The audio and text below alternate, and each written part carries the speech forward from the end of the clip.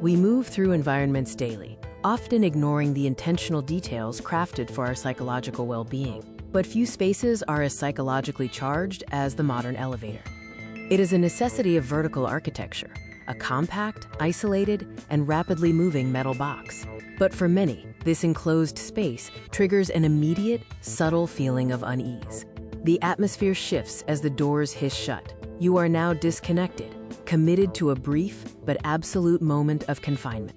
This discomfort stems not just from the movement, but from the sudden proximity to strangers and the inability to simply walk away. It's a behavioral pressure cooker. Yet, in almost every modern commercial elevator, there is one feature that seems innocuous, even decorative: a large, floor-to-ceiling mirror. Its purpose is far more profound than aesthetic. The primary problem designers faced was simple: waiting. Waiting for the elevator to arrive, and waiting during the ascent or descent. Observe the subtle signs of impatience: the foot tapping, the glance at the watch, the restless shifting of weight. Waiting is a behavioral challenge. Psychology tells us that time feels significantly longer than occupied time. The brain exaggerates duration when it lacks a distraction or task to engage with.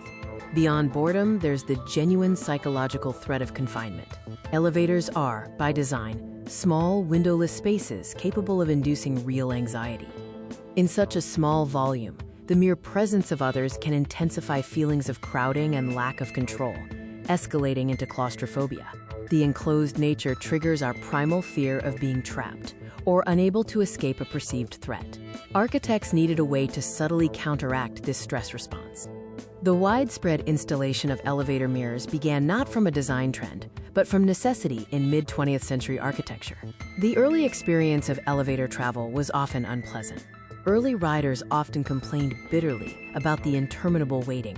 Architects considered everything: speeding up the cars or adding music. But the mirror proved to be the most elegant fix. The mirror offered a low-cost, immediate psychological intervention. It didn't speed up the elevator, but it effectively sped up the passenger's perception of the journey. This is where behavioral design meets neuroscience. The mirror provides a crucial distraction that occupies the cognitive resources otherwise dedicated to counting the seconds. When faced with a mirror, our attention is instinctively drawn to the most interesting subject in the room: ourselves. We check our outfit, adjust our hair, or simply meet our own gait. The brain's focus is successfully redirected from the monotonous task of waiting to the engaging, self-relevant task of visual self-assessment. Time passes imperceptibly faster. The mirror also serves two powerful social and architectural functions: encouraging better behavior and manipulating perception of space.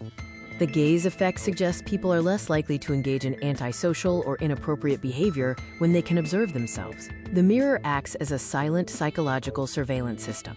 Architecturally, the mirror instantly creates an illusion of depth and space. It tricks the mind into perceiving the small box as a larger room, mitigating feelings of physical enclosure.